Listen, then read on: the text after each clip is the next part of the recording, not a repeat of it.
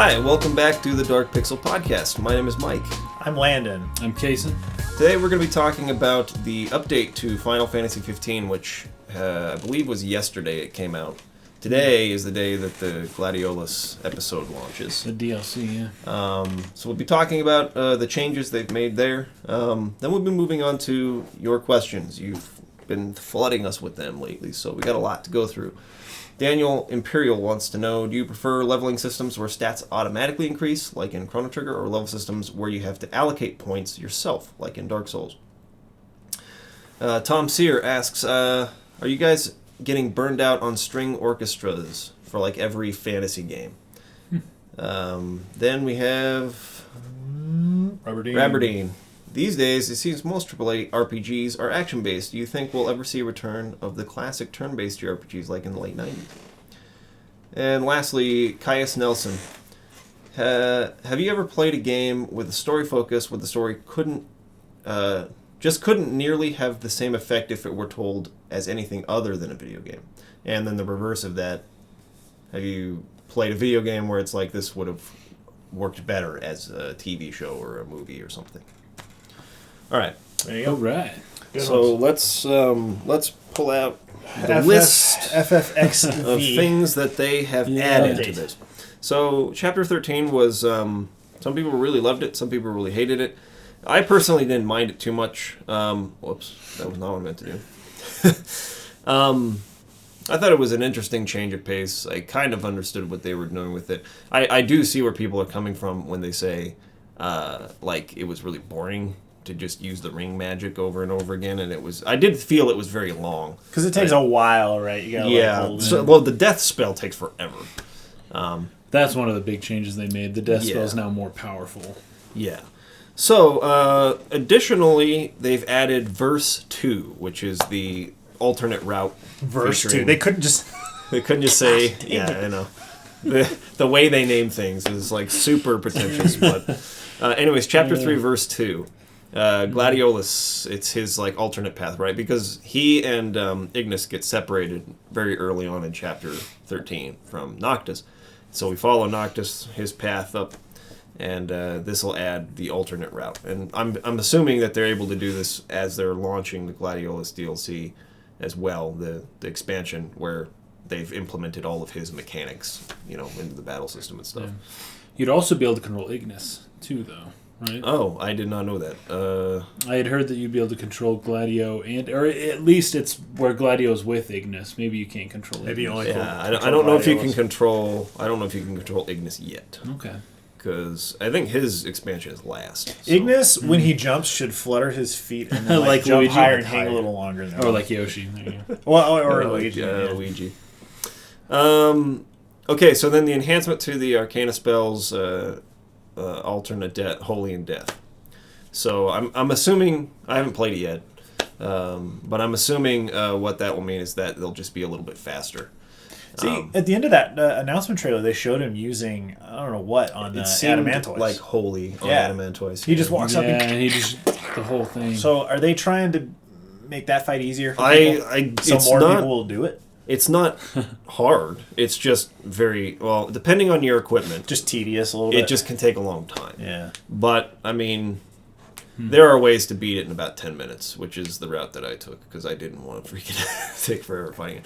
But if you don't equip yourself right, if you don't have the right, like, stat boost from the food and stuff like that, it can take, like, an hour or more. So I'm sure, I don't know what that's teasing, but it's possible that could be... It was just funny. It was like the announcements, the dates and all that, and then watch this. That's not the approach I would have taken to fixing the Adamantoise fight. Just making it quicker to beat.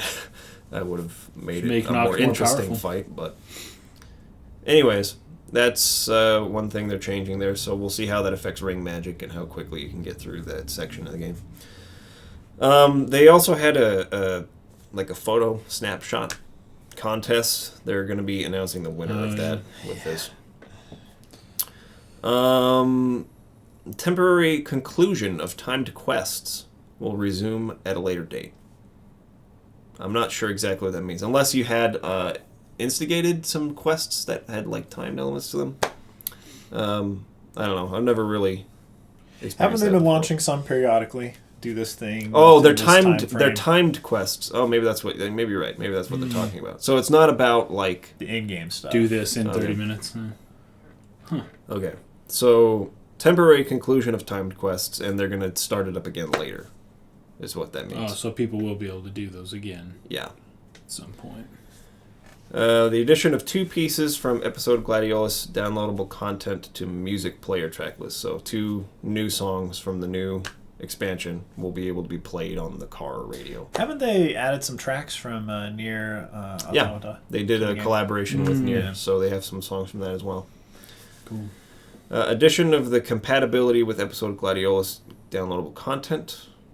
Compatibility with it. Various gameplay enhancements, various bug fixes. Updated saves will not work on former versions of the game. That makes sense. So there you go. They've made a big update to Chapter 13. We'll see if that solves some issues for some people. It's not what... It's like optional too. When you play the game, you go through Chapter 13 like normal. You have to get to verse 2 from like the main menu. Yeah, you can just boot it up and play it. And redo it. Yeah. So it's like anyone playing the game for the first time now will still essentially experience the same Chapter 13 except for stronger ring, right? I was under the impression they were going to do a little more than that, but I guess... I mean, that is more what they're adding. Yeah, I'm not sure what else they could... I thought they would change how the game worked in that section. Sure what they could do. I mean... Oh, you can ride your chocobo on top of the big, like... Arches. Yeah, the big arches. They added that. There you go. Go find some Koroks. People are pretty excited about that. What happened before? The chocobo just wouldn't climb? I just don't think they could make it up. Yeah. Huh. It just didn't work. The physics of it. Huh. Now they can. Anyways, so, yeah. This Friday, I believe, we'll be streaming episode Gladiolus, and maybe we'll jump into that Chapter 13 a little bit just to see what they changed with the ring magic. Yeah, I remember as they were talking about episode 13. Well, at least not them. Maybe I think it was Kotaku's opinion specifically was that you can get this new like verse 2 for Chapter 13 and play it, and then see how Gladiolus works, like see how the mechanics of that character work before you buy the DLC, so that you can decide whether or not Gladio is character you're interested in, or the way that he controls, if you like it or not. It's part of this grand master plan to we'll make the story kind of messed up in parts, and then when we go back and fix it, it'll be a DLC tie-in.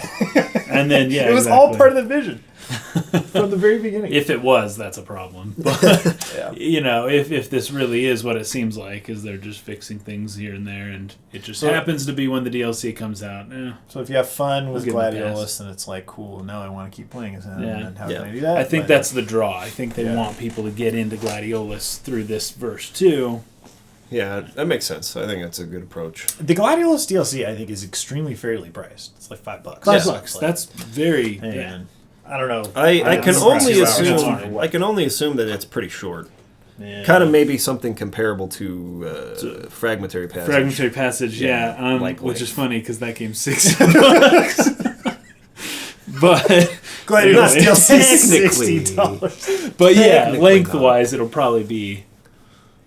Yeah, technically it's only like 20 if you divide it by 3 because there's 3 games. Yeah, still 4 times episode Gladiolus anyway. That's true. Same company though, so.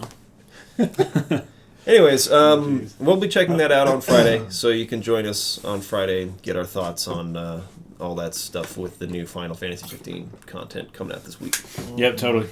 Also, one thing that we didn't put down here, but that I just kind of want to mention briefly, Kingdom Hearts 1.5 and 2.5 are out, I believe, yesterday for you guys. So we don't have it at the moment, but apparently there are like some buggy glitches. Yeah, there's some bugs, and the bugs come in the form of like what Square Enix was trying to do with the like 60 frames per second thing. They're trying to like get everything to run at 50, but yeah, this article here on Polygon, they're saying a lot of issues are caused by the shift to 60, which messes with the physics in Kingdom Hearts 1 and 2. Most older games were locked. The physics were tied to the frame rate. Even like Dark Souls, even some newer games are like that. Skyrim. Skyrim. Yeah. And so how far you can jump depends on if you're lagging a little bit. You can't jump as far now. Yeah, Fallout, because that's the same engine as Skyrim. So it causes certain bosses to behave strangely, and one almost potentially completely broken. And some moves last longer than they should, and such as quick run lasts like way longer and stuff. But the game does run at 60, which is cool if you're super into that. Is there an option to run it at 30 so that you can just... I don't know. Like, not have to deal with all this... I believe so, because they've had to come in and patch this stuff. But they have fixed a few things, like, you know... Well, for one, it is running a constant frame rate now, which is nice. Yeah. But they fixed... what would be some of this? They've got better load times, and the game's 60, I guess. Those are basically it. Load times are faster. Gotta have your 60 FPS. It's anyways, both 1.5 and 2.5 in the same game. Yeah, it's all in one game, which is awesome. It's $50. Kingdom Hearts, right? Kingdom Hearts 2, Chain of Memories, Birth by Sleep, and then movies of coded and 358.5. Okay. They don't have the full game. Is it $60? It is 50, I believe. 50 Cheaper bucks. than That's a pretty good. These are old games. Yeah. These are old games. They're old games, but I mean that's a lot of games. Totally. It's a lot of games together. But yeah, I think it's really. If you haven't played Kingdom Hearts, impressive. You can play almost the whole series. Yeah, just in here that one game. And then all of what you're missing is just in 2.8. Yeah, so it's like between two titles, you got like basically the whole thing. The whole thing. Well, unless you're into playing 360. Yeah, then you still needed 358/2. The DS, which is my favorite one. But I mean, you can at least get the whole story leading up to 3. So pretty interesting. I guess they just couldn't get the DS thing to work. I don't mean, they got remember. the 3DS game. Yeah, Dream Drop Distance is there. Yeah. And Are there Birth by any Sleep, mechanics that make which was PSP, the DS I one guess, impossible to? I don't think so. I don't remember. I know that it had any touch controls or anything. Really? But it's been like It's been, at least 10 or 12 years since I don't recall if it did either. But anyways, so yeah, that one they just for some reason it's just you can only watch it. But I believe so. Let me know if I'm wrong on that, but I believe that they only have the movie because this is just exactly what the PS3 version is. Yeah, they didn't. And that's have, all that they didn't have 358/2 Yeah. in that version, which was like one of the reasons why I was like, I don't know if I want to buy it because that was my favorite one. It'd be cool to have that one in HD. Totally. Now the poly count sweet. on the models, I'm sure, was probably That part would of it. be a It would problem. look really weird. It would look pretty jacked in HD. Whereas Dream Drop Distance probably translated a little easier. Like they could upscale that and it looked nice. But and you can on a still DS tell. game, but- it's not exactly the same thing. You know? Yeah, at least the cutscenes are up-resed. All those DS games that tried to do the 3D look, just like no, don't. They weren't quite there. It was like just like- PS1. It was like a little better than an N64. Yeah. But it's like N64 DC N64 HD remasters. No, Yeah. they're like they Everyone's head was a totally cube. redo the graphics on those, like the Zelda remakes on the 3DS, right? Yep. They totally they changed totally the redid models. it, retextured everything. It just doesn't work bringing that into HD. It almost needs to be low res in order for it to like be passable visually. Yeah. They could give you some glasses that pack in, those mesh kind of glasses. Yeah. Oh yeah, those strings, ones. like you're looking through a fence or something. Just wear those while you're playing the game. Yes, Perfect. just like I remember. So also yesterday is the 15th anniversary of the first Kingdom Hearts game. Oh wow! So 15 years. hooray that it So lasted this long. how old is Sora in Kingdom Hearts? So in the first one, I think he's like 15 or so. So like, And it's then the he's Sora like anniversary. 16, Chain of Memories, 17. Maybe he's like 14 to 16. He's like around there though. I thought he was younger than that, Fetch. Yeah, he's. I thought he was like 10 or 12 in the first game. Gosh, I mean, there's only a 2-year difference from Kingdom Hearts 1 to Kingdom Hearts 2. Maybe even a 1-year difference. I don't Chain of think Memories. they ever state what his age is. That's what he seemed to like to me. I think that's because I've been reading what people have been saying in the comments. Because there are certain people like Ventus. We know Ventus he's 11 at least in the new like phone game that they're making. He's 11 years old. Somehow they know that. Sora was just born in certain events in Birth by Sleep, and he was when Riku gives him. Yeah, he's like 4 or 5 or something. Or not when Riku, sorry, when Terra comes and gives Riku the power of the Keyblade. He's like 4 or 5. And so, because based on how many years Birth by Sleep is, you then know how long. And then however many years it was from then, it was like 10 years from the end of Birth by Sleep till Sora. So I believe if I did the math right, he's around 14 or 15. Run number crunch. Yeah, which means in Kingdom Hearts 3 he'll be like 16 or 17. So, at the end of Fragmentary Passage, doesn't she say, I put, like, Ventus's, like, soul into Sora, basically? Well, she didn't do it.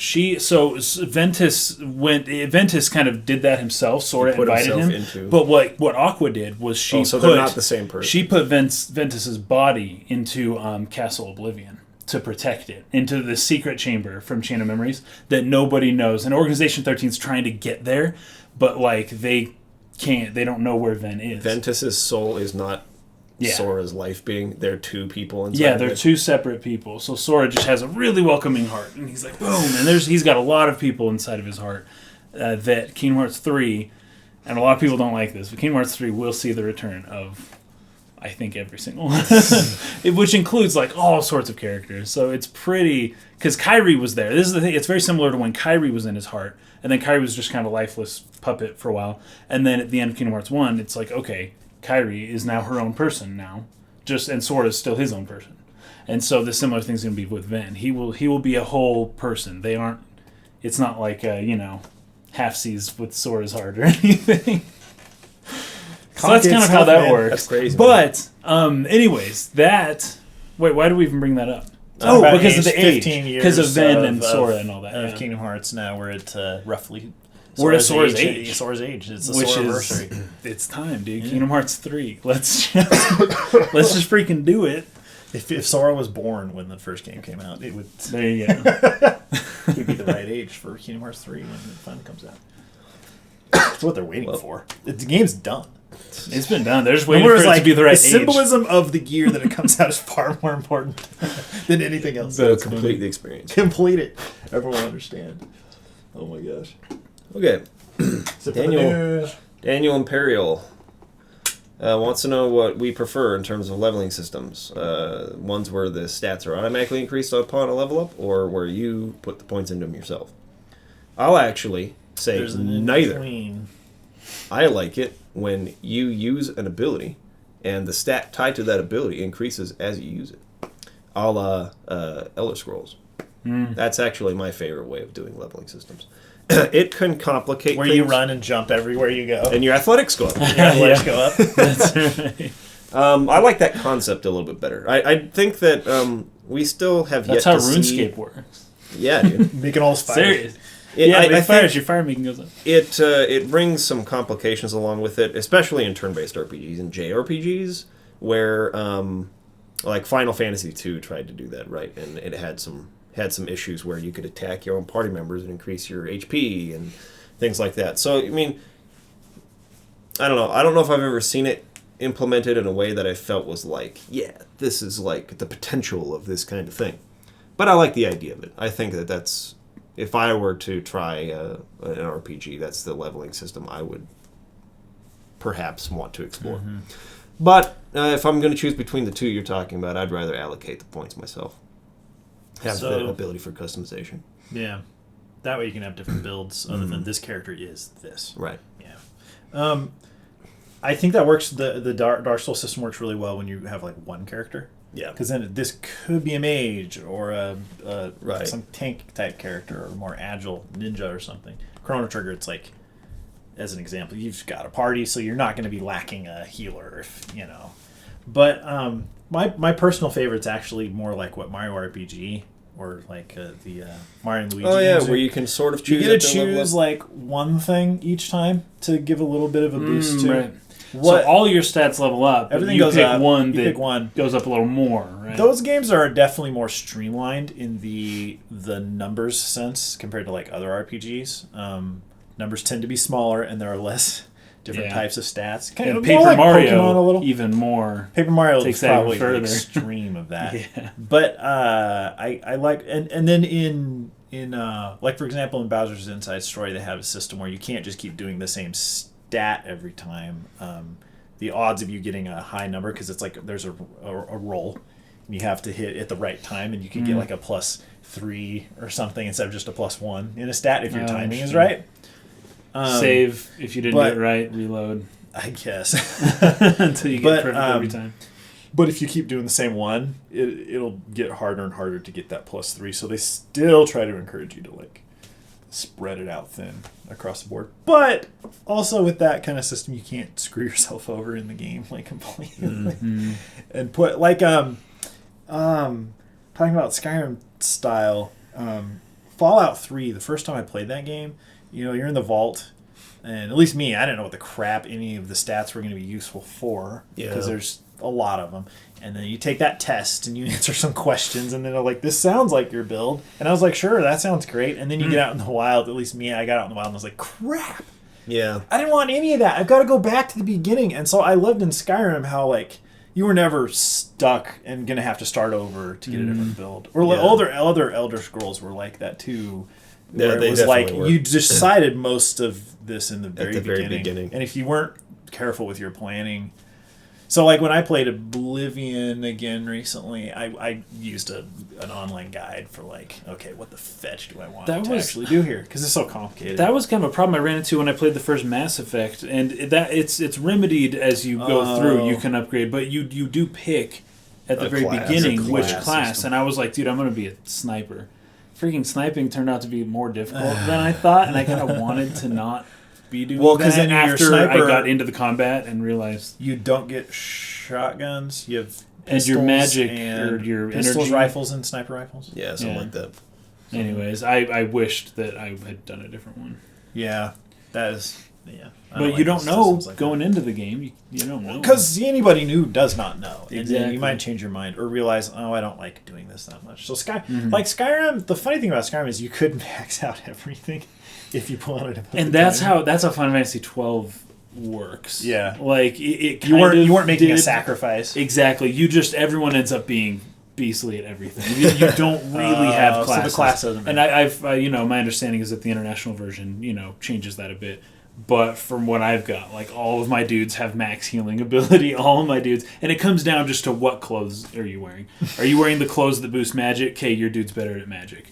But everyone can do all the same spells. Is your dude wearing armor? Okay, he's your fighter, even though he can still do everything. Yeah, that's just kind of dress him differently, and now he's a different class. And it was cool at first because I was pretty strong, and but that's the problem with giving a lot of customization. I think the more customization you give, the more broken a game potentially becomes. Yeah. I'm kind of finding that with Final Fantasy Tactics, honestly. Like towards there's so many the beginning of the game is really tough, but you can switch the classes and earn whatever abilities you want, and they have ways to do that outside of battles with the propositions and stuff like that. And so, like, you can turn one character into an all-purpose, like a ninja monk who gets 2 attacks because it's a ninja, but gets all the strength of like the monk punching, but can also be like a dragoon and jump from anywhere on the screen and land on this guy, and you give him. It's like. One guy can kill anybody with all of these abilities that are, traditionally tied to a class. It's like you get all the strengths with this class, but you get certain weaknesses with that class. You have to balance that with another character that, and you strategically pick those. But the more customization you give to a player, it's like, I can just take the best from this, and this, and then the character has no weaknesses. And only strengths. Oh, it's sort of like they're punishing people who get too good at customizing because they basically ruin the game for themselves. Right. Probably like, this isn't fun anymore. But I think that's also pretty valid. I mean, as a developer, you can say, like, people will break it, but if that's how they want to do it, then go for it. You know what I mean? Right. Most people... I would say that I personally would prefer more the traditional way of going about it, where it's just like, this character is this and this character is this, and you use them to balance each other rather than just letting the player go wild and customize the whole thing. I think there has to be some limits there to make it challenging. I was playing Sword of Mana, and there is a limited amount of points that you can allocate just in general. And so it's like, you can't be good at everything. You can only be like a 7 at everything.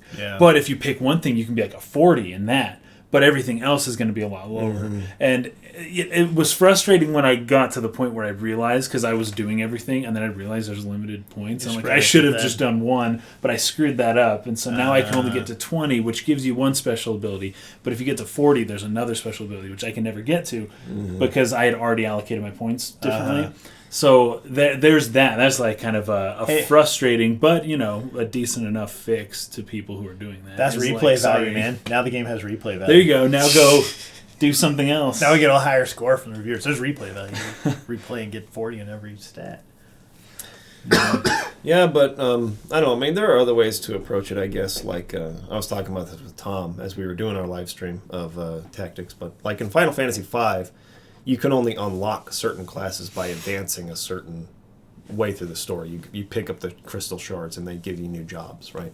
So it's like you can't just from the beginning of the game grind and unlock all of the classes and then grab all the cool abilities right at the beginning and just like blaze your way through. You have to actually progress to the story a certain amount to grab the next class, right? So that's like one way to go about it that I think works okay, except you can still break Final Fantasy V extremely easily towards the end of the game. But I don't know. I think it's just a question of like, do you want the player to have fun experimenting with stuff? You're probably going to have a lot of balancing issues. People will find a way to destroy the game's balance. But that's okay if they have fun doing it. Like, I still really like Final Fantasy Tactics. I think it's extremely fun to just experiment with the many, many ways you can break it. It's kind of a similar experience for me with Final Fantasy VII at this point. It's like the number of combinations you can do with those materia. Yeah, absolutely break the game, but Tons, it's just cool to experiment and just be like, whoa, what if I put this with this, and then I'll summon this thing and I'll get all my HP back every time, and it's just cool to like figure out the limits of the system. I think that especially because at the beginning when you first play it, and possibly if you played Tactics without people who've played it before, right? Then it's like your first time you play a game, you usually don't pick up on that stuff. Yep. Usually, and then you keep playing it, and it's kind of like a discovery thing. Yeah, it does get kind of fun to figure out how you can break it. Yeah, as long as you at least had one like experience at some point, where you played it the way it was meant to be played. Right.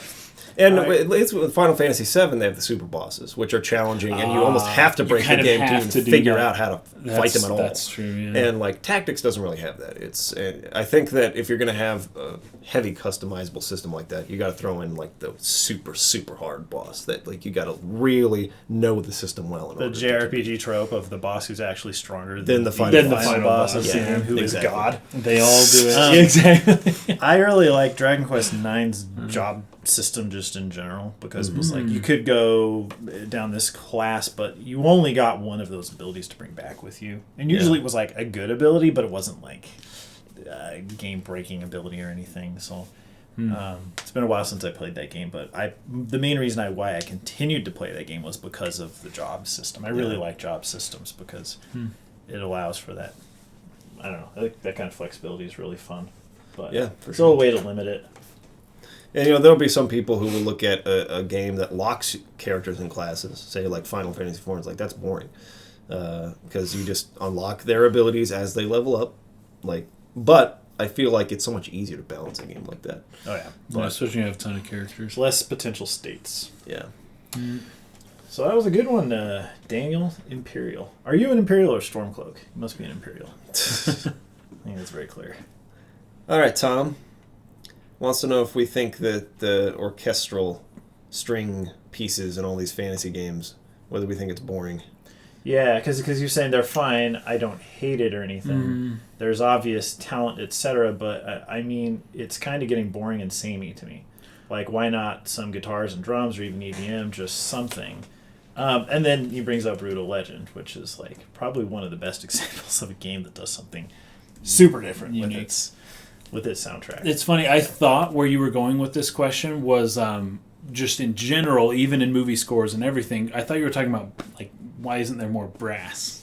Why is it all strings? Because he's saying string orchestra versus a symphony. Strings are so much easier to write for because there's four instruments. You got your violin, your viola, they're all basically cello, the your bass. same instrument, but a very but you can get such a full sound just with those instruments. Whereas if you're how do you decide whether you're going to use a trombone or a French horn, or the different tonal differences between like brass instruments and stuff. When you look at most symphonic scores, if you just unfold the freaking score, it's mostly strings, and the brass, like if you're a trumpet, for example, there's a lot of songs where you will just have rest, yeah, and you then come in maybe for like emphasis on something. Yeah, just a little bit, and then you're out.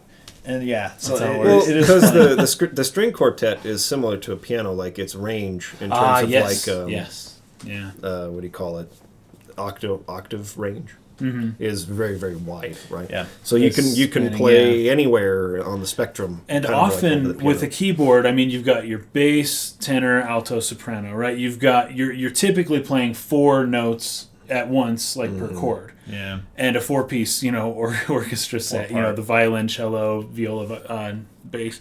That fills in so easily. It translates from piano to orchestra. Yeah, so very, so very simply.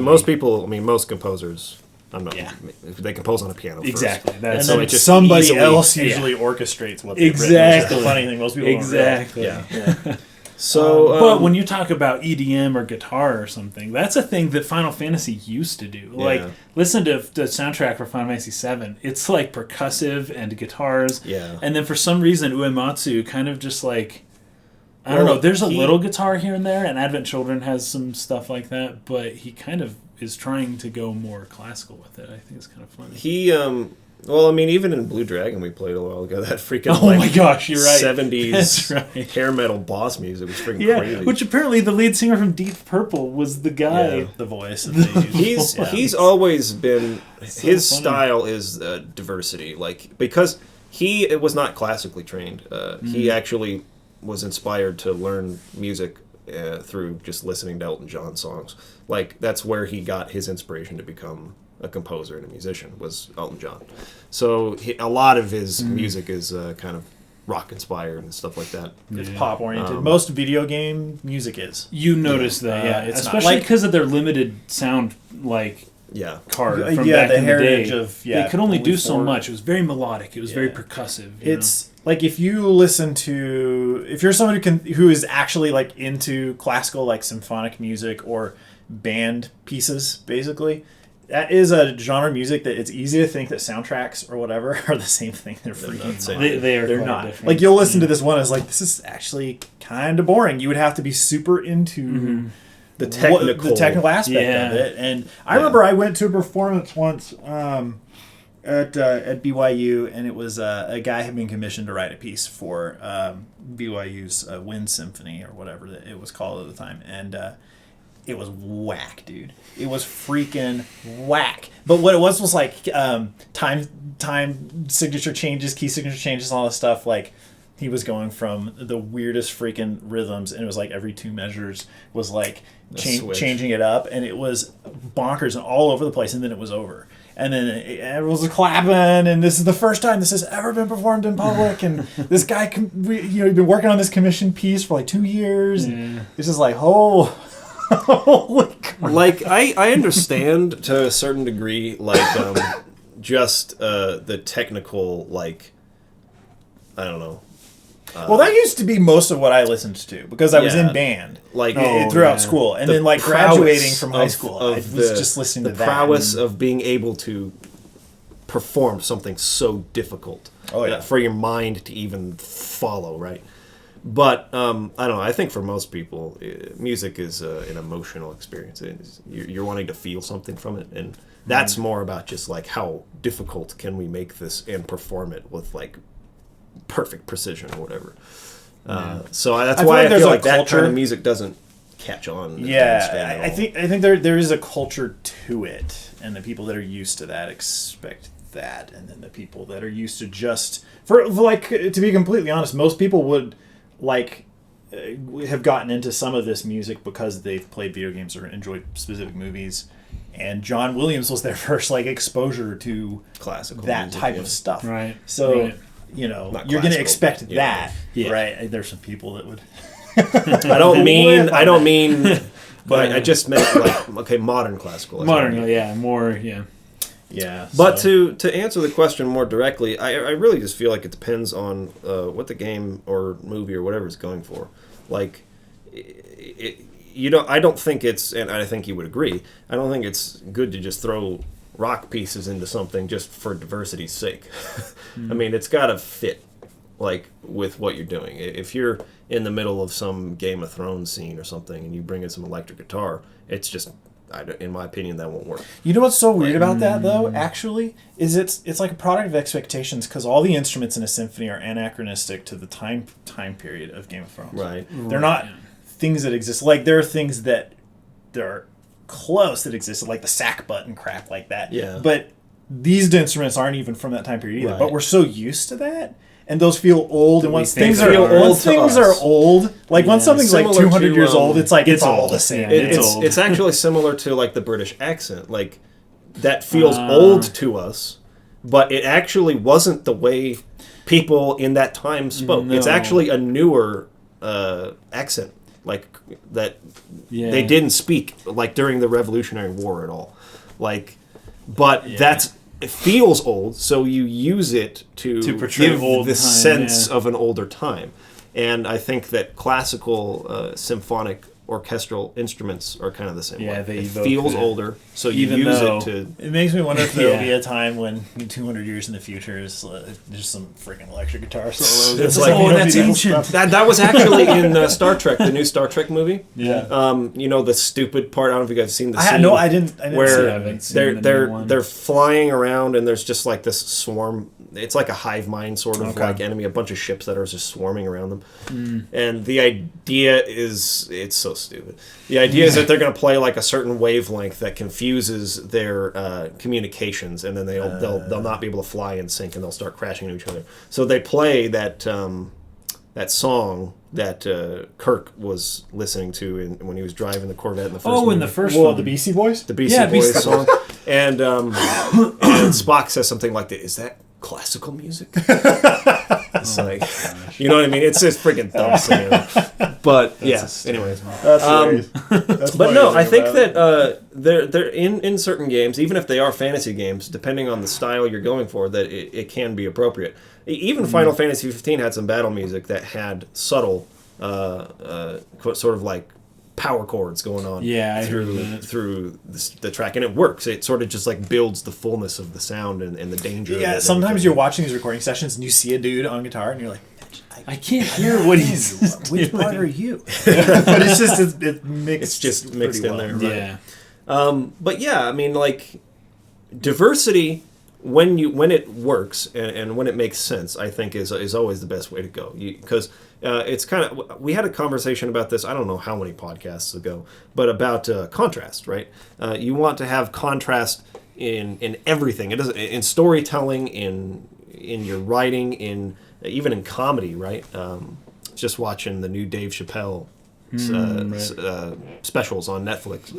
And one thing that I noticed that he does really well is he'll get very serious for quite a while, because the whole purpose of doing that is to like make the joke, the punchline, just like really starkly stand out, which automatically makes it funnier, right? And you do the same thing. You know, I talked about a Star Kart video. I wanted to do that in the sound design, where you have very, very loud, but you want to go quiet again to remind people what the environment is like without these powerful vehicles in it. And then when the powerful vehicles come back, it's like, holy crap, that's loud. That's powerful. You have to take it away for a second. Take it away, then bring it back. And the same can be said for film scores or game soundtracks too. It's like you want to have contrast in order for your slow-moving, sad, emotional string pieces to have the impact that they're meant to have. If you have that, it's kind of the same thing. If everyone's special, no one's special, right? You have to have contrast in things in order for them to really stick out and have a lot of power emotionally. If everything's the same all the way through it, then it starts to lose its impact and its meaning. And so I agree with you. It just really depends. Like, I think you can still have that kind of diversity. You can still have very uniquely written orchestral pieces and have the whole thing be orchestral and have all the songs be meaningful. But a lot of scores today, and we talked about this even a couple podcasts ago with what's his name's video, the channel that did all the Marvel superhero movies. How soundtracks lately are becoming all the same. Yeah, because they're using temp. Yeah, temp tracks that the director falls in love with. And then the director says, make a song like that. Yeah. So everything starts to sound the same. And I think that's a lack of understanding from a director's. It's a director's problem when a soundtrack all sounds the same, rather than because the composer doesn't want to do that. Yeah, they want to do something unique. So composers you know what I think though, and this may not be the answer you're looking for, Tom, but who's really good at this is Nintendo. Talking about having a unique soundtrack that fits the game every time, and they do not rely too heavily on just strings or any one instrument ever. Mm-hmm. Like Nintendo, they do such a good job of making sure their music is not feeling samey and is molding into whatever they're making, whether it's Mario, Zelda, or freaking Splatoon. Listen to the soundtrack of Splatoon. You're going to hear the guitar and EDM that you're talking about here. That's in Splatoon, dude. Like this kind of stuff, these kind of different, feels and soundtracks and stuff. Yeah. If you're just playing games like Skyrim, Breath of the Wild, The Witcher, if you're just playing these old feeling video games, then you're going to, it's going to start to feel samey because that is the best instrument set to complement that time period and that style of game. Mm-hmm. But if you're going to branch out the types of games you're playing, then you're going to, at least with Nintendo, you're going to see a vast, like a great diversity in soundtracks that I'm personally really impressed with. Even just when you're playing Mario 3D World and you go from the different like continents. And that main theme, changes the instrument, and it's playing with being played with like bells when you go underwater. Yeah. Then you go to the ice area, and it's just this crazy different feeling song, but it's the same melody. Yeah. There's a lot of great examples you can look. You can look to Nintendo for. You can look to Nintendo for examples of that stuff. I think a lot of this comes along with like whether the game had a strong sense of direction to begin with, or if they're just because like to be completely honest, like generic high fantasy is. Has an established sound to it, kind of like we've been saying. Mm-hmm. And so when your aesthetic is realism and your genre is a genre of fantasy that was basically created by J.R.R. Tolkien and everyone has patterned everything after since then. Yeah. There's just, you leave yourself very little wiggle room. You've created something that already has all these expectations. But like one of the creators that I think does a great job of breaking conventions in this way is, I always forget his name, but the guy who created Cowboy Bebop and Samurai Champloo. Shinichiro Watanabe. Yes. Or Watanabe Shinichiro. Yeah, because Samurai Champloo has like the freaking hip hop music in it. Yeah, exactly. In like a Meiji era Japan. Yeah, it's I don't know. It's obviously risky because it's like you better pull it off. It's one of those things. If you do this kind of because it was more about like an attitude. Well. Like the character's attitude matched a modern hip hop attitude. It did, and so it worked. That's right. And then even culturally, like sometimes how people were dressed a little bit, or there were people that basically had freaking boom boxes and were rapping and stuff like. And then they were going around doing the graffiti and stuff. Yeah, the graffiti gang, the tagging gang. See, that's funny. Looking at the hip hop in Samurai Champloo, and then like. Pit that against Blue Dragon with the deep purple score. And it's like one did it right and the other one didn't quite it worked because the music was part of the entire thought process. It wasn't like we made this and now we need music. It'd be cool. A lot of times projects work that way. It's like oops, we need music now. In this, it was like this was the whole vision from the beginning, and you can feel it. And and Cowboy Bebop as well. The same way. Yeah, with the blues and the jazz. So if you're gonna do something off the wall like that, it's gotta, I feel like, come from a director that has a really strong sense of the style and a really strong vision that everybody can keep it all cohesive. Because I feel like if you were watching Game of Thrones, like you're saying, with a guitar coming in, it would be like this doesn't feel cohesive because it wasn't conceived with that in mind. Yeah, and I think that Tom was specifically asking this in regards to a Tales game, Tales of Vesperia or something. Okay. And that's my biggest criticism with Tales games. They just crank them out so pretty fast similar, right? that I think that they lack. And this is not like a heavy shade I'm throwing on the Tales series. I still enjoy it. But I feel like they always sit in that like 7 out of 10 range because they've found a formula that works for them, that consistently makes them able to make a good game that gives them obviously a good return. and they've stuck with that. But it does feel like there's no strong, bold direction in that series. It's like a formulaic kind of thing, and I think that's why the soundtrack to you sounded so samey and boring, not necessarily because orchestral music in general is that way.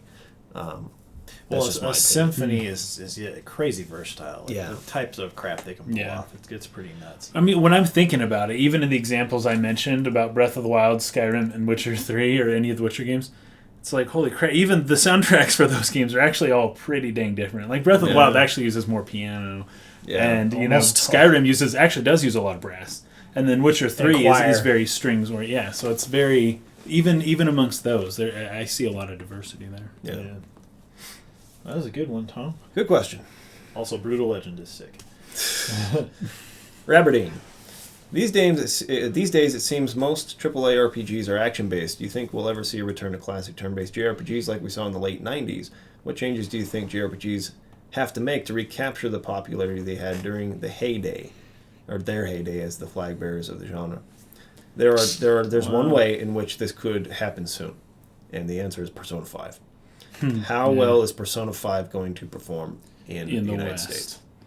Yeah, it did so well in Japan. I'll tell you, though, I don't have a ton of faith that the newest generation of video game players will respond well to a classic RPG. It just does not seem to be things that they're into. And when I play games with a lot of people who are younger, like my wife being one, I cannot stand a turn-based battle system. It drives her nuts. Yeah. She grew up. Her favorite series is Kingdom Hearts, and I'm like, oh, if you like Kingdom Hearts, you'll like Final Fantasy. Little did I know, going from Final Fantasy to Kingdom Hearts is one thing. Going from turn-based to action, but going from action back to turn-based, that's a whole different thing. That's that's jarring. That's weird. that kind of happened to me. I mean, I was into Zelda and basically action adventure games, and that's why I was so off put by Final Fantasy when I first saw it. But it wasn't until I understood the strategy. It's like this is not literally him waiting his turn to take an attack. It's an abstraction, but also the point is not fighting like I would traditionally think of it. The point is preparation. The point is equipment setup. The point is thinking about it before you do it. And I was like, oh, okay. Like, because I got to, I tell a story all the time, but I got to Hojo at the end of disc 2. And he was putting me to sleep. He was paralyzing me. He was poisoning me. You didn't have any antidotes. Like, what do I do? I don't know how do I stop this? And it's like, oh, there's equipment, accessories you can put on that prevent those statuses. Wow. That opened my eyes. That it's not just about getting the strongest sword. Like, what does the sword do? Like, what effects? That was my first RPG. I had no idea of the concept of any of that stuff. And so, yeah, turn-based battles made no sense to me with that mindset. But and I'm not saying that Breezy will change your mind. But but that is interesting to note that you had played Zelda before you played Final Fantasy VII. That. That's kind of the difference I'm talking about here, and that's good to see. I think it's interesting that there are certain turn-based games that are continually performing better than the expectations of the developers. Things like Bravely Default. I think Persona is another great example. These are big successes, and the developers are always like, why? I don't get it. They have no idea that people are actually interested in strategy and that part of it. It's action, I think, has more mass appeal. I would definitely agree with you there. I don't think that a turn-based battle system is ever going to have the mass appeal that a shooter has, or a more strict action game has, because some people don't want to play video games to sit there and think about what to do in preparation. They want to just have fun and play the game and sit down and have a good time. So the market for it is smaller, but I question how much smaller it is than what developers expect it to be. And I think that Persona 5 might open some eyes a little bit. And because, we're a week or two away from that, by the way. Yeah, it's very close. And he says recapture the popularity they had during their heyday. It's like Final Fantasy VII was a break into the mass. Everybody knew about it, played it, kind of way, but I don't know how many other JRPGs really had that same level of success, to be honest. The genre, as everyone knows, the genre peaked with the PlayStation 2. Yeah. That era. Like and Final Fantasy X. Since then, it's gone away. And it's mostly Final Fantasy. I've read a few different things on this, a few different people's theories, and what I actually believe is the biggest reason why JRPGs, or just RPGs in general, were so popular in the late 90s or right around it up and peaking in the PlayStation 2 era is because of the limits of the hardware. It's easier to pull off a large scope and everything when you have absolute control. Like, you can have the highest detailed characters in a battle when the person can't move the camera wherever they want to, and the animations are very, very set in stone. It's very predictable. Yeah, you can keep those games did look the frame best. rate. Yeah. I remember getting into a battle in Final Fantasy VII and being like, dang, you can see their hair. Like, but I think that what happened is the hardware got to the point where action games became more viable on the hardware. So a game that still looks good ran at a smooth enough frame rate, because a low frame rate on a JRPG does not matter. Yeah. It's not going to screw up your timing or any. I mean, there are some games that might have some timing-based commands, but it was just more flexible. And as soon as the hardware moved to where these other genres could represent themselves kind of to the degree that they wanted to, like as far as executing an idea, I feel like our RPGs saw a huge decline because of that. And so, look, I guess the question is there something that would bring about a resurgence, whether it's just a cycle of tastes and styles that repeat, or whether the hardware is just beyond that point and it was just the perfect conditions at that point in time for those games to appeal to that number of people. Well, because I think part of why Final Fantasy VII was so popular wasn't because it was turn-based, wasn't because I think one of the big reasons why it appealed to me specifically was because it had those cutscenes that were freaking rendered. The CG renders looked really cool. And Final Fantasy 8 and 9 just completely did such a good job of that. It looked so freaking real. Games were never long enough for me back in the day. It was like, you'd beat a game pretty quickly, then you'd beat it again because you didn't have any other games. I always wanted something longer. And RPGs totally provided that length. Yeah. And they still do. They're the longest games by far that are out there. I mean, as far as like the main campaign, you could say. Yeah. Other people, like, I don't know. I've got to look how many hours I played Splatoon, but I probably played that more. Fighters like Smash Brothers will get more hours. But as far as the story, RPGs have the longest stories. Yeah. So that was what really hooked me originally, was like, dude, man, this is crazy and it's this long? Yeah. I don't know. It's a tough thing to really gauge. I mean, I definitely think in a world where, the biggest sellers of the year are either open world action games with RPG elements, or shooters, or MOBAs. It's just a tough thing to sort of like break that mold, but I think that some of those are already starting to fall a little bit in popularity. I mean, Call of Duty sold much more poorly this last year than it has in many years. I think it's lost it's not going to grow from this point. I think it's hit its ceiling and it's beginning its decline. So, I mean, things will probably shift. People will be looking for something different, something new, and maybe JRPGs can fill that void a little bit, especially if there are really, really good ones out at the right time. Persona 5 might be one of those. We'll see. It'll be Atlas. It won't be Square Enix that's probably bringing the genre back. Probably true.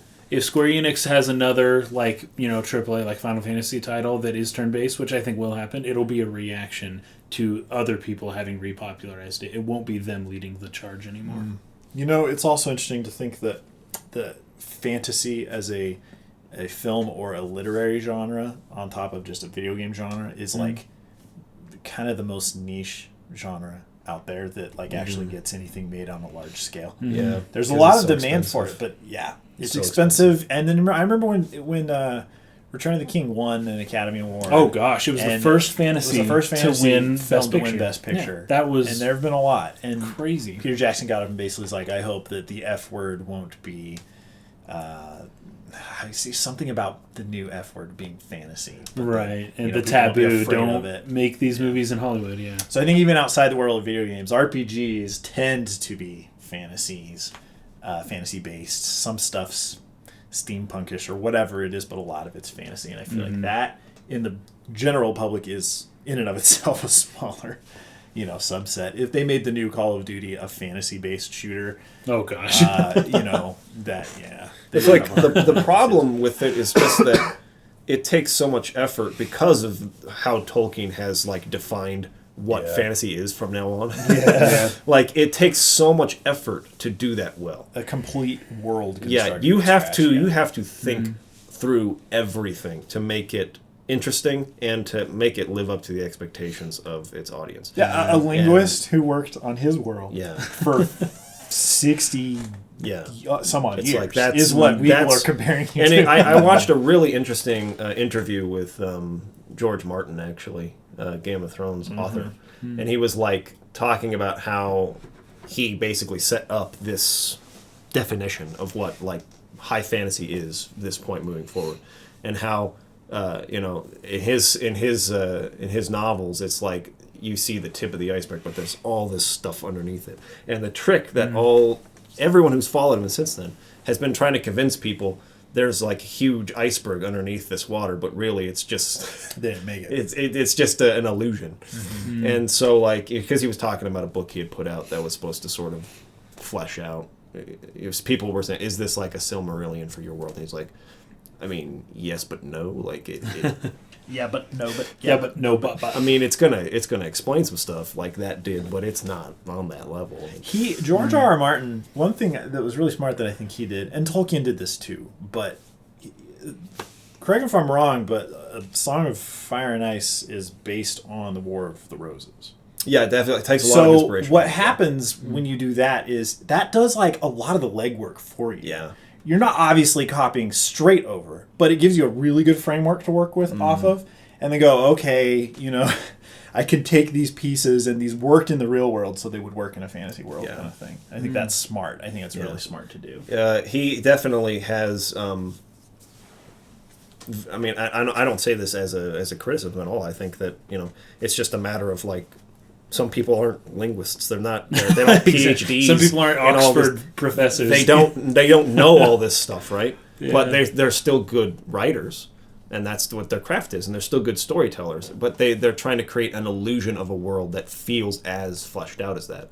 And he's done that very well. His illusion is very believable, but it is mostly an illusion. It's mostly borrowed from real world events, but that's smart. I mean, we have so much time. He's already old as crap, so it's like and it doesn't diminish how good the story is. Like the real, like all of that stuff is just contextual. It's just there to make it all feel more believable, make it feel more real. Let yourself immerse yourself a little bit more into it. That's its purpose, and it's fulfilling that purpose. And now the real thing you're doing is following his unique characters and his story.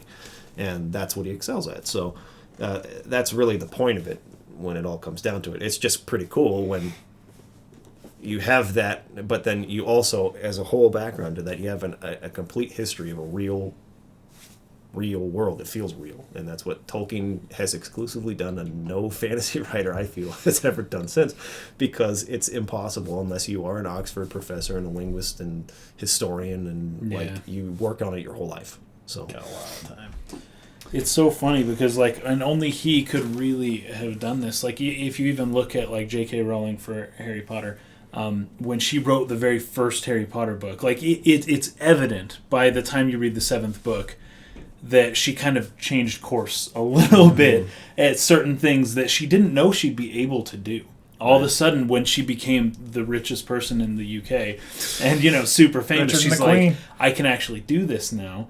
But she didn't start out, it doesn't appear as though she started with the intent. And when you look at just the length of book 1, 2, 3, and then 4, 5, 6, and then all of a sudden it's like they're a lot longer. It's like you see that it's not her fault. It doesn't diminish her as a writer or anything. It's just she didn't know she would be able to do all 7 books, you know? She didn't know that this was something that was going to catch on. Like, she was just trying to do her best with what she had, and she created something awesome.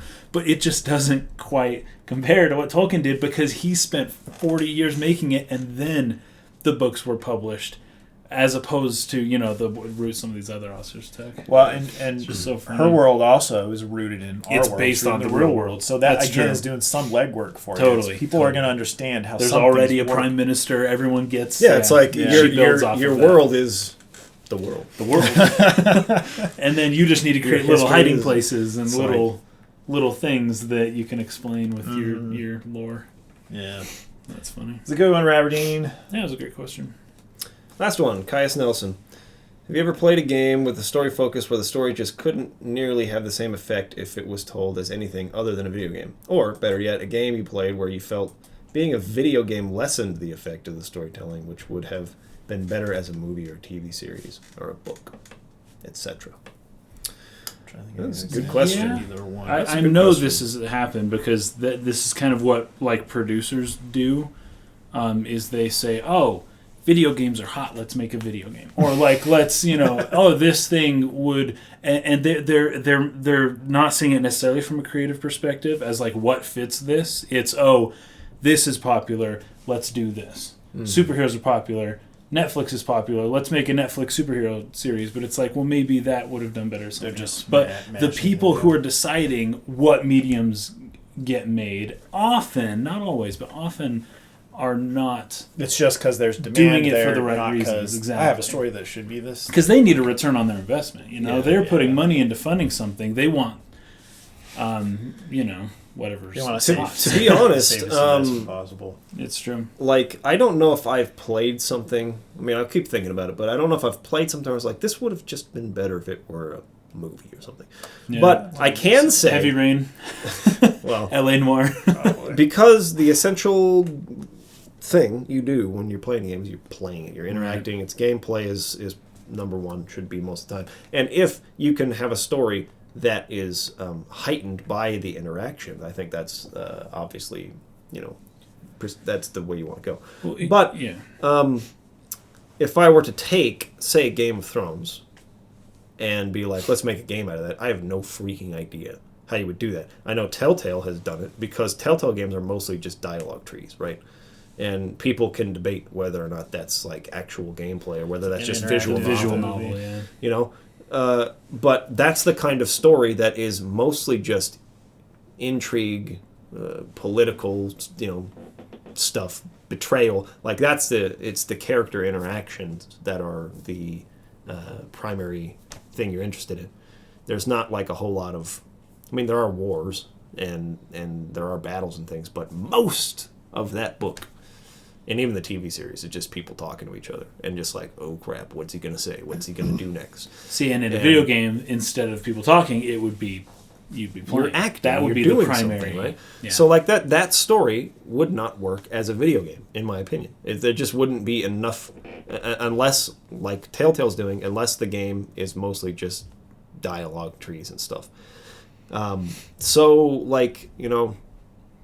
think that there are a lot of probably examples you can think of where it's just this just doesn't work for this medium or that one. I think that even in movies, I think that there are lots of fantasy stories that wouldn't work as movies. I don't think Game of Thrones would work as movies.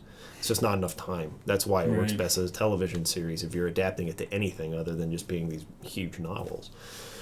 But in terms of a game I've played, I have an example actually, and this actually plays into what you were just saying, Case. But I actually think Persona 4 would have been better as a visual novel because I just did the because you can still make choices in a visual novel depending on how it's structured, right? That can still like you're saying about Telltale games.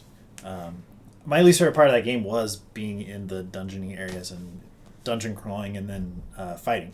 Least favorite part by far. To me, I think it would have been better, honestly, as a visual novel where you get to make choices at key points. However, I would have never freaking read that visual novel or played that visual novel. I never would have, because I don't. That's not a genre that I spend time in.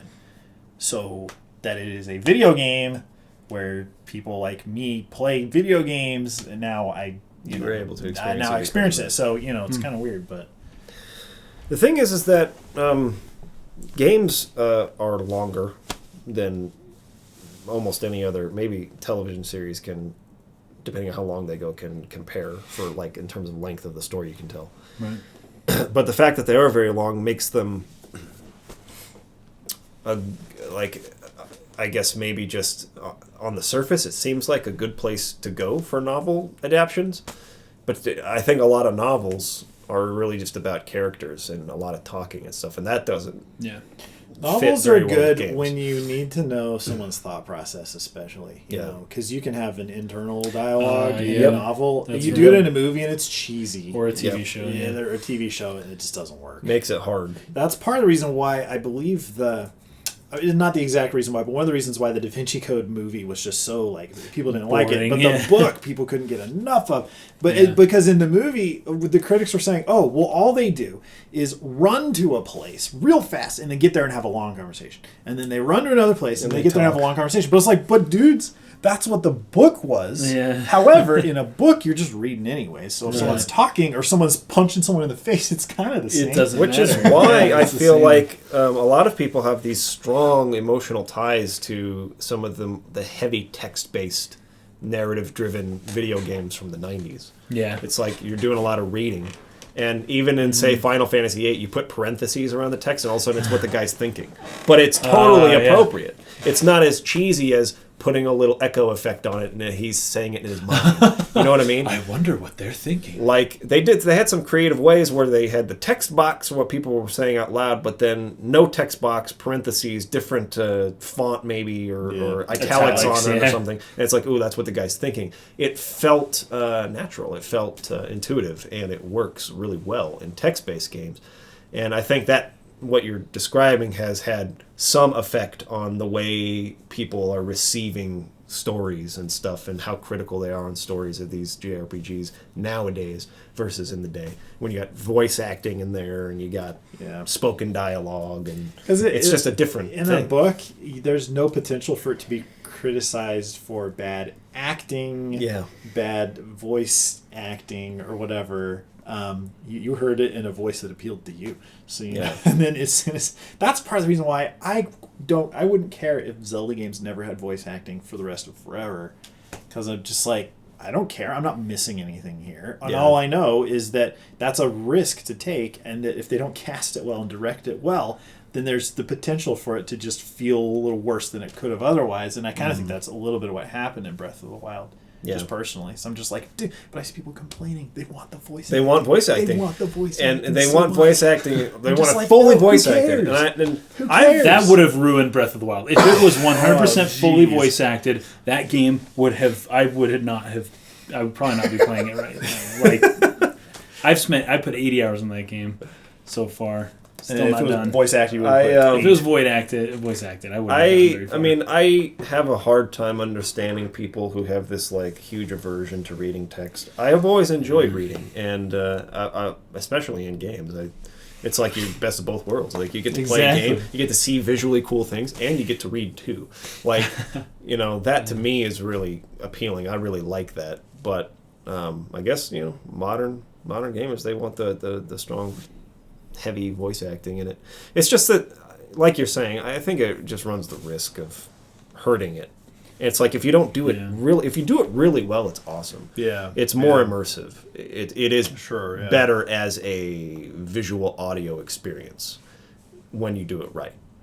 Like The Last of Us as text would not have worked, but they had great voice acting in that game, so it was amazing. Right? It was more cinematic to begin with, anyway. So I guess that's part of the expectations. Anyways, getting off the course. Yeah. But I really do I really do enjoy reading, and I have no aversion to reading, and I struggle to understand why people really hate it so much, and it's like, especially in the United States, subtitled movies do terribly. No one wants a subtitled film. Now, for subtitles, I understand it a little bit more, because you're not looking at the face. Hayao Miyazaki he doesn't want people to watch subtitled versions of his movies. But when it comes to other countries, they all watch American movies, and they're all subtitled. Yeah, and they're like, that's just how they watch movies. But when it comes to like big RPGs, let's just take, I don't know, Mass Effect as an example. most of that dialogue are two characters with very stiff faces, over-the-shoulder shots that are just repeated back and forth 500 times during a conversation. There's nothing interesting to look at in the face anyways. Right. Like, it's the same animations. You start to see the same thing, especially the longer the game is. Like, even The Witcher, you start seeing the same animations used on different characters. You start seeing even the same faces used over and over again. They even used human animations for The Witcher 3 on non-human characters. Yeah. They carried them across that one. They did that, and then one of the things, and I get it. It's a huge game. There are limits to what they can do, but they use the same exact face. I would say there's maybe like, let me do a generous guess, 8 male faces in the whole game. And maybe like a similar number of female faces in the whole game. And you'll come across a character and it's like that face was tied to a really, I thought, important supporting character.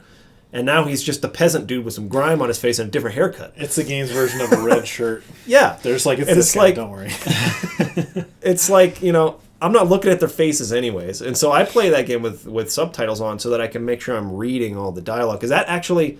Maybe this is just me too, because everybody learns a little differently. Some people learn better audio, some people visual, some people through reading. I think I'm a reading. That's how I remember things.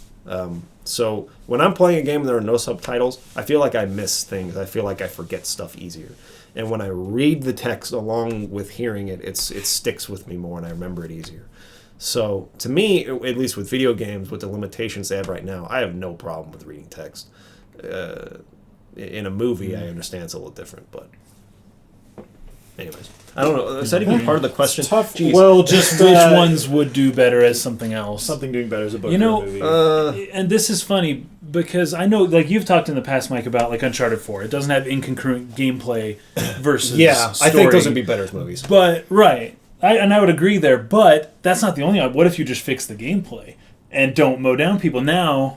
Now it's still a game, but it works, and is that now better than just making it into a TV series? Or something, it's another option versus this is a movie or just it didn't have to be change a shooter aspect. Indiana Jones. It could have been something else Indiana Jones, but still been a game. Yeah, just fix it. Give Nathan Drake a whip. It's a platformer, dude. Just he could whip people. Get places. You can only do so much with a whip. You can steal their gun, but not use it. He has a code of honor, and he can write that. He's got a code. His father was shot, and he just will swear to never touch a gun ever again. But even things like Mass Effect, where it's like that, I think it would do very well as a TV series. Yeah, definitely. But does that mean that it would be better to have it? Because we already have the game, and you don't want to lose the game. I think it works. as a game. But because of the choice thing, right? Yeah. I think it could also work as a television series, but it wouldn't. Well, they wrote books out of Mass Effect, right? So there's some novels. I mean, obviously, Witcher, the novels came first. Yeah, and that's stuff interesting about they the are Witcher. Cross. The stories do cross. Like when they adapted it to a video game, they focused a lot more on the combat side of things. The novels, there's like not that much fighting in it. It's mostly dialogue. It's mostly character interaction. Lord of the Rings, very similar. Very well written. It's very good. Play Lord of the Rings video games. But like the video games were able to like take the fact that he is a freaking like monster hunter. That's like his. It's like his occupation, and like work that into side content and stuff like that. Like, what's his hunter rank? Good question, dude. I don't know. Is he on those G rank monsters? He's probably the best one. He's probably number one in that world when it comes to monster hunters. But like I don't know. Like reading the Witcher novels is not the same experience as playing the Witcher games, and the Witcher games do a very good job at like taking some of that lore and some of the events that came before and like working those in ways that make nice references to those things if you knew them. But it's its own experience. It stands on its own. So they just had very strong direction. I think again we're coming back to direction. Like you have to really know what you're going for as a complete experience. It is funny though to think of. Talking about combat focus for The Witcher and things. Yeah. That is like 90% of games is combat. And so it's like even, something like gosh, I'm trying to think. Like even like The Last of Us or Mass Effect. I mean, the game is you're killing things, and that's all you do. You just kill lots and lots of things. And that doesn't work as a TV show. It's because it's expensive. It's not dramatic, and the cost would be through the roof, and there wouldn't be a ton of character development. You know, you just have to have your bridge. Just have everyone stand on it. You can take any story, make it a game. Just add a lot of things for people to kill, and now boom, now it's a game. But which seems to be what games do. So I would look to two things if we're going to take, like, say, Uncharted as an example. Puzzle solving is another very heavy like player interaction type of thing, gameplay element that isn't violent or combat focused, that can help sort of, I don't know, help in that way. But the other thing is doing dialogue in the way that I feel like L.A. Noire was starting to kind of go for, right? Yeah, anyone who's played L.A. Noire, or at least a lot of people I've talked to who've played L.A. Noire, they don't like the combat sections. They felt like those were thrown in as a producer's like last second, like this is going to be too boring. We got to have some give fighting some things for people to kill. But the interesting parts were reading the faces of the people you're interrogating, trying to find out if they're lying. It was all in the dialogue, discussion. Like, there was so much to it because of what they were doing for animation, that you could express more than just with what's in the words. And the conversations became an interesting interaction, and solving the mystery and the murders was really, really engaging. So, with like Mass Effect Andromeda and how jacked its animations are, I would hope that, I'm not saying games with a combat focus should go away. It's obviously a lot of fun. I play a lot of combat heavy focused games. I played Shadows of Mordor, and I was freaking loving every second of decapitating thousands and thousands of orcs. That was very entertaining. I'm not saying that should go away. I'm saying I'd like to see more games try to pioneer what L.A. Noire started and expand on that. And then we could see video games become a place where I think you could have some really interesting adaptions from more character-driven novels and other things like that. But I'll start the L.A. Noire Awards. Who's carrying the spirit of L.A. Noire? Who is the Noire Awards? The Noire Awards. The Noire Awards ceremony. Anyways, I don't know if that's the greatest answer to your question. We kind of talked about a lot of stuff. It's really hard. Yeah, they really don't mix all that well, I guess. Yeah, they really don't. They all have their strengths, but it's like once you picked one, well. Maybe you guys have some good answers to that. Let us know in the comments what you think would have been better as a movie versus a game, or vice versa, or whatever. Mm-hmm. So that was a really good question, Kais. That was a good one. Cool. That's it for the questions today. So we promised last time that we would talk about Patreon. Yes. At the end of this podcast. We figured out what we're going to do. Yes. I mean, we don't know all the details, but we know generally what we're going to do. We are going to have a local meetup. Once we hit 500 on Patreon, we're going to have a local meetup, but we're going to live stream it. It's going to be like a party. Yeah.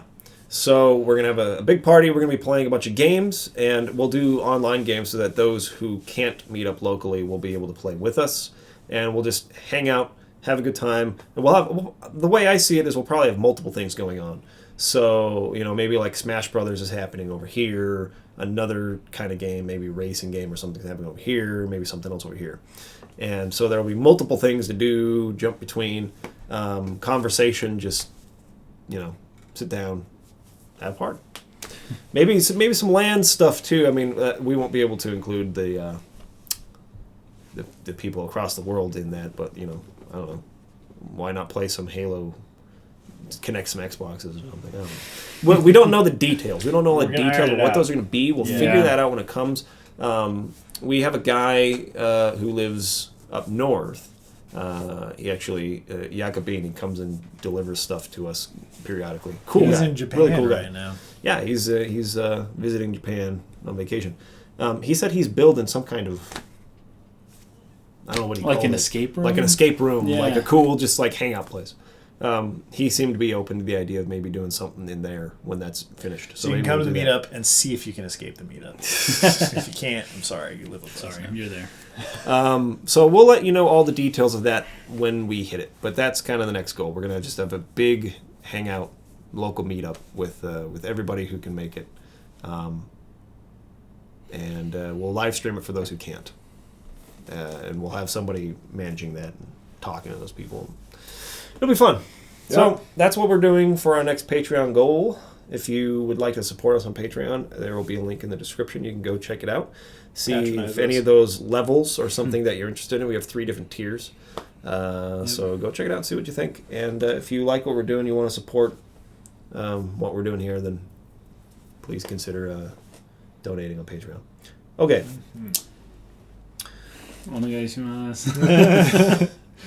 We'll see you guys on Friday for Final Fantasy 15 live stream. Yep. Verse 2. Verse 2, Chapter 13, Verse 2. Maybe some episode Gladiolus. We'll see. We'll be getting that PlayStation 4 Pro here really soon as well. Yeah. That'll be a special unboxing for the Patreon people. And we'll probably get Horizon Zero Dawn with that. So that could be some content coming up here pretty soon. Yep. Some comparisons between Breath of the Wild and Horizon Zero Dawn. What this does well, what this doesn't, what this does well, what this doesn't. 4K, not 4K. And here's the kicker. Probably gonna like both of them a lot. Oh dear, that's not possible. No, I read YouTube comments. You can't like both Horizon Zero Dawn and Breath of the Wild. It's not possible. If Horizon Zero Dawn goes on as like a big franchise, I swear. What, for 30 years? like Zelda. Yeah, there's more games. Yeah, like I swear there's going to be. Oh, kind of like Dragon Quest and Final Fantasy, kind of the whole. Yeah. I guess a little of that alone. I'm trying to think of a good video. What are the good video? Mario and Sonic, dude. Mario and Sonic, that's the best one. There you go. Of course, they compete at the Olympic Games now They cooperate every with year. The Olympic Games. Somehow. Every year. Anyways, excited for that. We'll keep you updated on that. Probably get that here in the next week. Till then, see you on Friday. Peace out. Peace.